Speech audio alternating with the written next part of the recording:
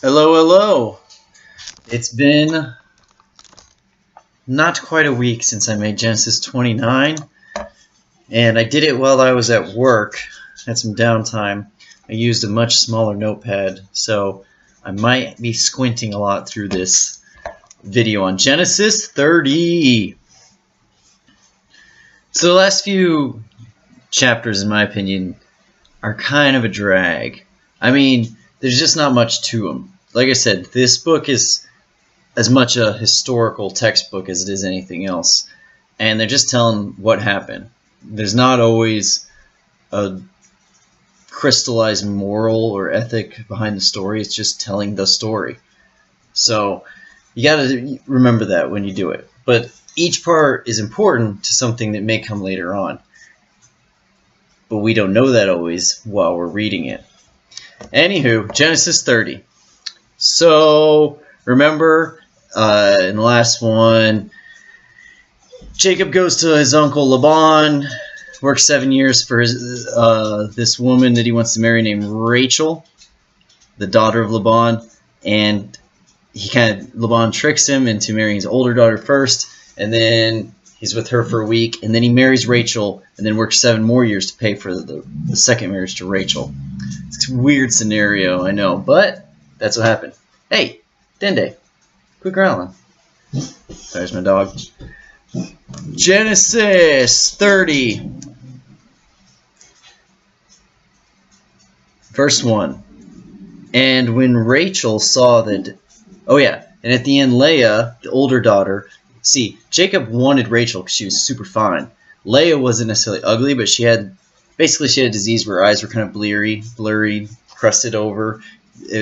I can't remember the name of it, but it kind of made her less desirable. She's not like ugly or anything, but she's certainly no smoking hot Rachel.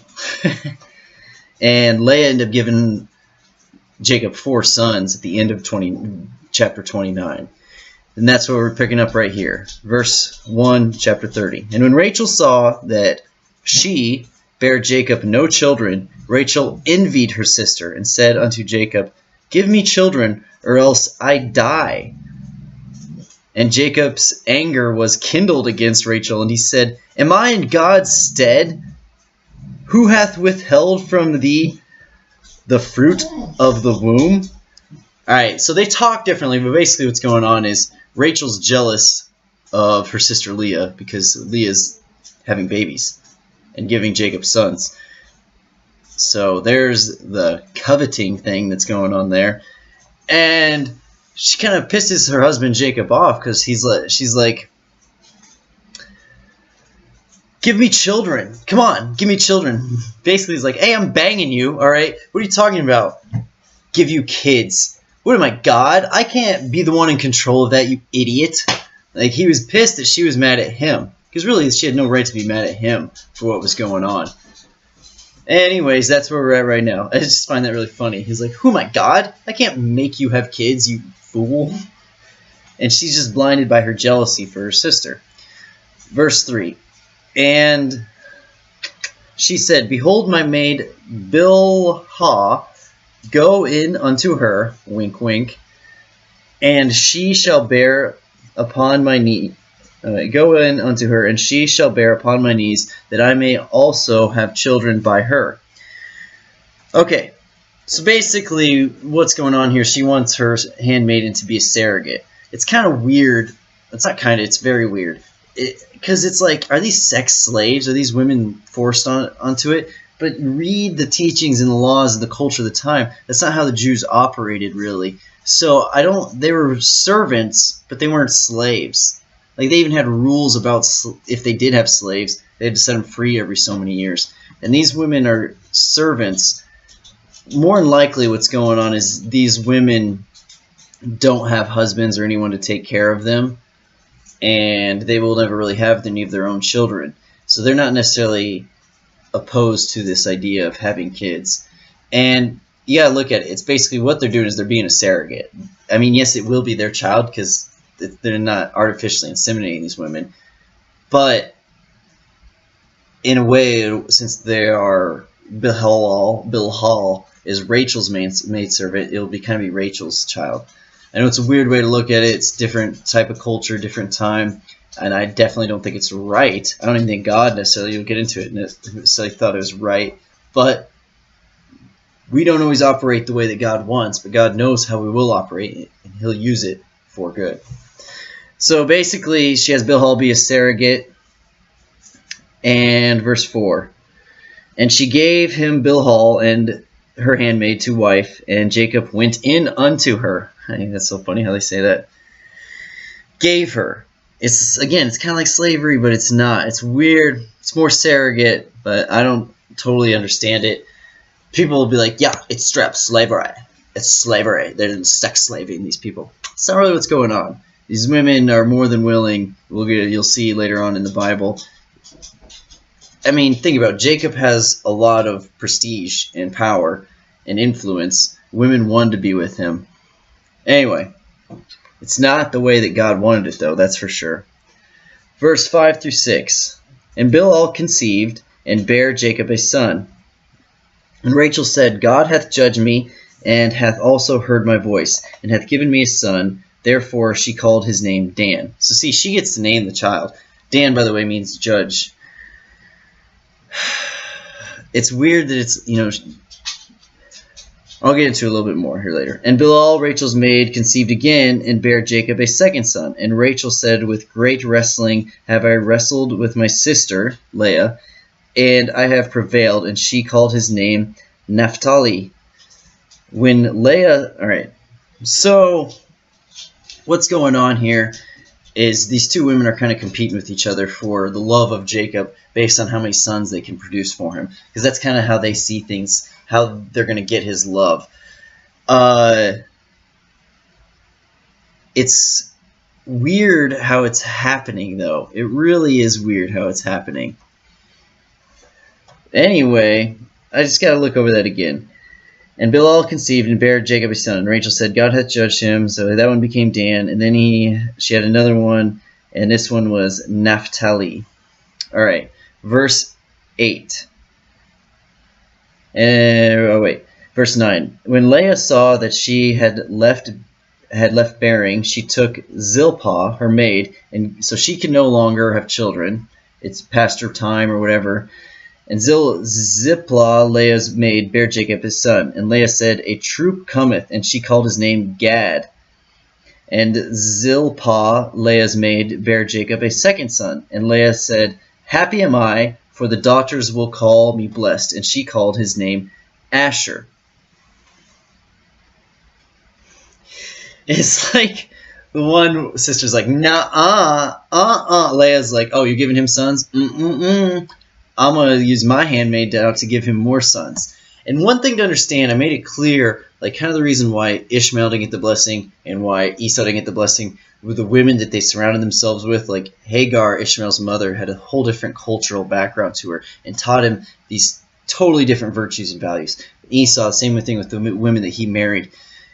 And notice, Hagar is totally different than these handmaids. Hagar was an Egyptian princess. These handmaids grew up under Laban's household. They too come from the same cultural background as Leah, Rachel, Jacob. They have the same virtues as these guys. So their children don't really get, how do I say this? Because I'm not a bloodlines guy. I don't think that's important. So I don't care about the bloodlines, but I care about the cultural virtue, moral, ethic, religious influence of other people. These women aren't giving them a different influence. They're giving them the same influence because they came up in the same cultural background. That's why all 12 of Jacob's sons, even though they're from Rachel, Leah, Bilhah, Zilpah, whatever her name is, Zilpah, they're all, even though these women are surrogates, much like Hagar was a surrogate for Sarah, Hagar came from a different cultural background and put in her influences into her children. Zilpah, Bilhah, they come from the same culture and virtues and values and what's right and what's good and what's moral as Leah and Rachel and Jacob. So they don't have a different influence on their children. Their children are getting the same morals and ethics across the board from everyone. And that's a very important thing to remember. But I still find it funny how Leah's like, You gonna give him sons? Fine, I'll give him my handmaid too. Now he's got more sons for me because she's my handmaid. Weird, I know. All right. And Reuben went in the days of wheat harvest and found mandrakes in the field and brought them into his mother Leah. Then Rachel said to Leah, "Give me, I pray thee, of thy son's mandrakes." And she said unto her, "Is it a small matter that thou hast taken my husband? And wouldest thou take away my son's mandrakes also?" And Rachel said, "Therefore he shall lie with thee tonight for thy son's mandrakes." And Jacob came out of the field in the evening, and Leah went out to meet him, and said, "Thou must come in unto me, for surely I have hired thee with my son's mandrakes." And he lay with her that night.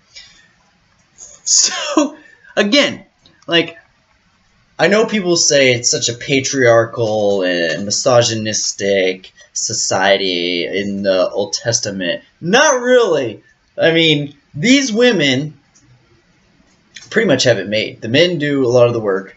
The women just have the babies. I know it sounds so sexist, and I'm sorry for saying it, because there are women who took care of the herds, took care of the sheep, took care of the watering, and all this stuff, because women were not seen as less than, maybe in certain aspects of the law, but as far as just as a person, they weren't seen that way. And look at this. The women are buying and selling sex from the man.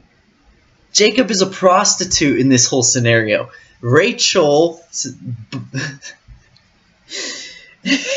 Again, and Reuben went in those days when the wheat of harvest and found mandrakes in the field, and brought them unto his mother Leah. Then Rachel said to Leah, "Give me, I pray." Rachel is the one that Jacob loves. That's the one he really wanted to be with. So, Rachel sells a night, because if it's up to Jacob, he'd be with Rachel every night. That's the one he wants to stay with.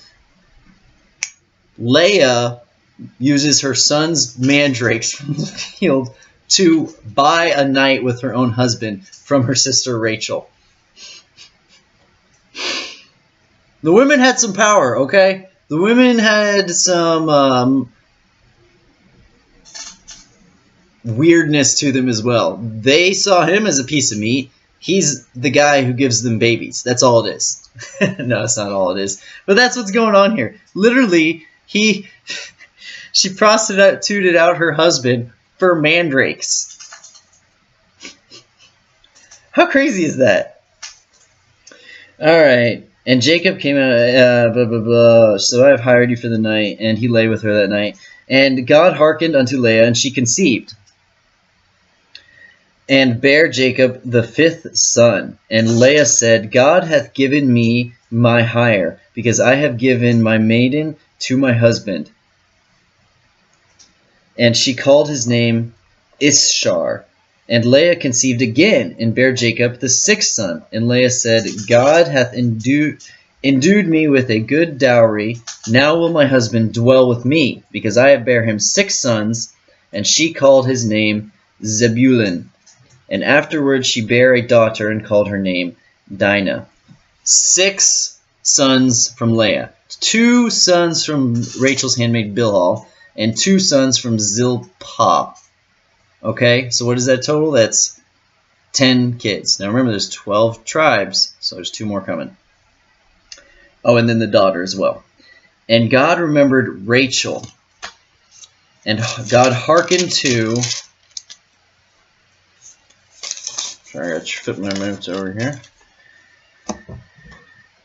Her, and opened her womb, and she conceived and bare a son, and said, "God hath taken away my reproach." And she called his name Joseph, and said, "The Lord shall add to me another son."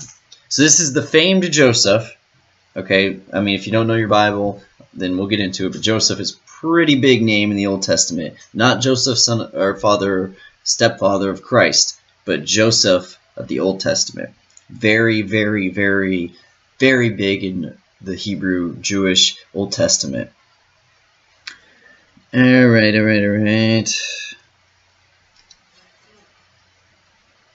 Moving on, verse 25. And it came to pass, when Rachel had borne Joseph, that Jacob said unto Laban, Send me away, that I may go unto mine own place and to my country. So this confirms that he married Rachel before he did the second 7 years. Give me my wives and my children, for whom I have served thee, and let me go, for thou knowest my service which I have done thee. And Laban said unto him, I pray thee, if I have found favor in thine eyes, stay, for I have learned my experience that the Lord hath blessed me for thy sake. And he said, Appoint me thy wages, and I will give it. Basically, Laban's like, stay, man. I've seen from my own experiences that God has blessed me because of you. Why is that? Well, God blesses Jacob. Jacob has God's blessing, but also he has his blessing because he's a hard worker. He's studious. He's understanding and has good work ethic, and he's blessed because of these things. Now, he's blessed because he has God's favor. He has God's favor because he does these things. It's a two, you can't have one without the other. You can't be lazy and have God's blessing. You know what I'm saying? So, yeah, he's kind of earned it, but it is still God's blessing. And Laban just sees the blessing. He doesn't necessarily see the hard work. Maybe he does. But either way, he's like, stay here, okay? You have increased my wealth and my livestock and everything so much, and you've done so good for me. Name your wages, name your price, and stay here and keep working with me. Now, of course, Jacob can't do that because he knows that his destiny lies in the land of Canaan. All right, verse 29. And he said unto him, Thou knowest how I have served thee, and how thy cattle was with me. So he's in charge of the cattle livestock. For it was little which thou hadst before I came, and it is now increased unto a multitude. And the Lord hath blessed thee since my coming. And now when shall I provide for mine own house also? And he said, What shall I give thee? And Jacob said, Thou shalt not give me anything. If thou wilt do this thing for me, I will again feed and keep thy flock. I will pass through all thy flock today, removing from thence all the speckled and spotted cattle, and all the brown cattle among the sheep, and the spotted and speckled among the goats, and of such shall be my hire. So shall my righteousness answer for me in time to come, when it shall come for my hire before thy face, every one that is not speckled and spotted among the goats, and brown among the sheep, that shall be counted stolen with me. And Laban said, Behold, I would it might be according to thy word. So, speckled, brown, basically he's like, this is how we'll separate it out, and that way we'll know that I didn't steal any from you and you didn't steal any from me, because it's the ones of their coloration. That's how we'll split it, and that will be my wages. Because when I came here, you had next to nothing for livestock, and under my hard work, under my shepherding, and under my, making sure these cattle, the bull was with the heifers and the breeding and taking care of the calflings and everything, I've made sure that your livestock, that your wealth has grown exponentially. Thus, my wages will be just this ones and those ones, and the one that way we'll know which ones are whose. They're already marked, and no one can say that I stole them. All right, so verse 35. And he removed that day the he-goats that were ring-straked and spotted, and all the she-goats that were speckled and spotted, and every one that had some white in it, and all the brown among the sheep, and gave them into the hand of his sons. And he set 3 days' journey betwixt himself and Jacob fed the rest of Laban's flocks. And Jacob took him rods of green poplar, and of the hazel and chestnut tree, and pilled white strakes in them, and made the white appear which was in the rods. And he set the rods which he had pilled before the flocks in the gutters in the watering troughs when the flocks came to drink, that they should conceive when they came to drink. And the flocks conceived before the rods, and brought forth cattle ring-straked, speckled, and spotted. So to me this sounds like an old wives' tale type of thing. You know, if you have sex in a certain position, it's going to be a boy. You know, if you are hungry for this type of food, it's going to be a girl. Like these sort of things. If you eat this type of food leading up to getting pregnant, it's going to be twins. You know, these are old wives' tales. But there's something to this, what he's doing, because it actually works and increases the number of them. To me, probably what he was doing, I think, I mean, he's probably selectively breeding the cattle, is what I think. You know, he's picking who to go with what. He understood the Punnett square and how that worked and which recessive genes were dominant genes. To me, it's really what it sounds like. And he's just using these chestnuts and things to lure these cattle there and these cattle here. But, you know, what do I know? Either way, look at it as a miracle or look at it as somebody who just understands breeding, one of the two. Or both combined. Anyway, he's increasing the number of the cattle that he's going to get. These ancient Jews are very shrewd. They're very, almost like cheat-like, you would think. I mean, he's not really cheating Laban out of anything. All of his wealth came from Jacob and Jacob's hard work. And he's not taking all of Laban's cattle. Either way, after 14 years working for Laban, Laban's going to, doesn't matter how many speckled and brown animals he takes, Laban's still better off. But still pretty shrewd. Alright, verse 40. And Jacob did separate the lambs and set the faces of the flocks toward the ring-straked, and all the brown in the flock of Laban. And he put his own flocks by themselves, and put them not unto Laban's cattle. And it came to pass, when soever the stronger cattle did conceive, that Jacob laid the rods before the eyes of the cattle in the gutters, that they might conceive among the rods. But when the cattle were feeble, he put them not in. So the feebler were Laban's, and the stronger Jacob's. See what I mean? And the man increased exceedingly, and had much cattle, and maidservants, and menservants, and camels, and asses. So he gets to be really wealthy through shrewdness. Like, that's such an underhanded deal, isn't it? But they keep doing this up throughout. Abraham did stuff like this when he was lying to people, when he went into cities. Isaac does stuff like this. Again, don't put Christhood, don't put godlyhood onto these patriarchs. They're not perfect people, okay? And the Torah isn't going to tell just the good stuff they did. It tells it like it is, because it's a history book. There is cleverness to this. There is, I mean, I can't not respect what he's doing, because he knows things. And he knows he needs to increase his wealth and his power and this sort of things, his earthly things, in order to spread the blessing. And he's aware of that. And there's not really anything wrong with what he's doing, because Laban's still getting wealthier at the end of the day also. But it doesn't it seem kind of like messed up? You know, the strong, whatever he's doing with these rods and the chestnuts and all this stuff, it's making it so the strong cattle have his, and the feebler ones are Laban's. And he knows what he's doing. So it's a bit underhanded. At the same time, Laban was a bit underhanded, how he tricked Jacob into working 14 years for him, So they're not bad people by any means, but they certainly have this shrewdness to them. This even though they know that it's more than the earthly, they do a lot of things for the earthly.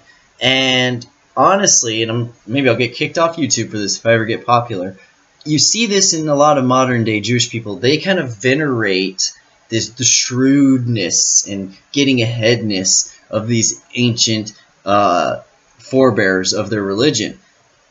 But I think they're looking at the wrong thing, Cleverness, shrewdness is a good thing, but you don't necessarily need to use it to take advantage of someone who's your uncle.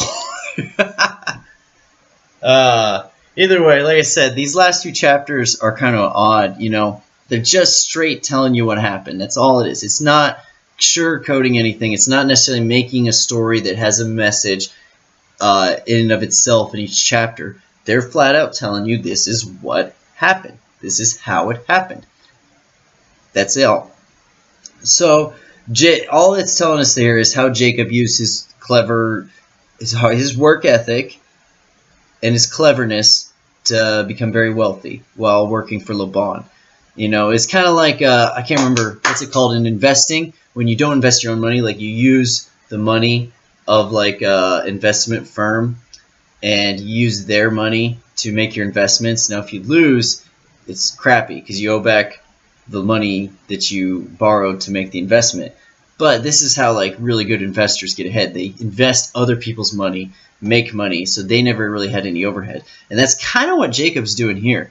You know, he's using Laban's livestock to increase his wealth while still increasing Laban's wealth, but focusing more so on himself. And then also, obviously, we have all 12. No, because Benjamin isn't born yet. So we're only at 11. 11 of Jacob's sons are born. The women who are handmaids are used as surrogate mothers, basically, to carry the children for Rachel and Leah. It's kind of weird. But again, it's not necessarily telling it so these people sound saint-like. It's just telling it the way it was. Did God want Jacob to have 2 wives? Did God want him to have sex with these handmaidens? I don't think so. But he knew that it would happen, and he knew it was supposed to happen. He took this bad thing and made good out of it. But that doesn't necessarily mean that that's the right thing, the way it should have been, the way they should have lived their lives. And that's very important to understand about the Bible. People aren't always living their lives the way they should, but they're still going to tell you how they lived it. It doesn't mean they won't lose God's love or his blessing, because none of us but Christ are perfect. All right, God bless, and have a wonderful day.